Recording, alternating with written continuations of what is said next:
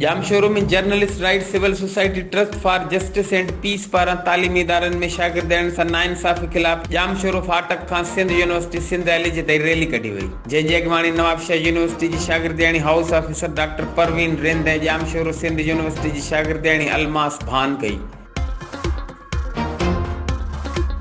Rally में सहाफ़ियन, सियासी, समाजी अगवाड़न, शागिर्दन समेत जिंदगी जे हर शोबे से ताल्लुक रखंदड़ माण्हुनि वॾी तादाद में शिरकत कई। जिंदा है तलबा जस्टिस समेत जिम्मेवारन खिलाफ सख्त नारेबाजी मुज़ाहिरीन मुतालबो कयो त जिम्मेवारन खिलाफ सख्त कार्रवाई करे सिंध जे न्याणियन के तहफ़्फ़ुज़ ऐं इंसाफ़ फराहम कयो वञे। मूंखे दीवारनि में हयो वियो, जॾहिं मां पंहिंजे पेरनि सां कॉन्टेक्ट करण लॻसि त मूंखां मोबाइल छॾी वई ऐं जॾहिं मां ॿाहिरि वॻसि पूरी यूनिवर्सिटी जे अॻियां मूंखे मारियो वियो, सिंधी न्याणी खे मारियो वियो।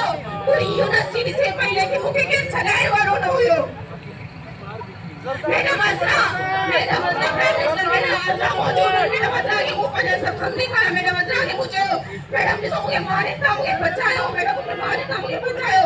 मैडम अज़रा मूंखे चयो तो बेटा आप बैठी, मैं बात करती हूँ आपसे, आपको बुलाती हूँ। लेकिन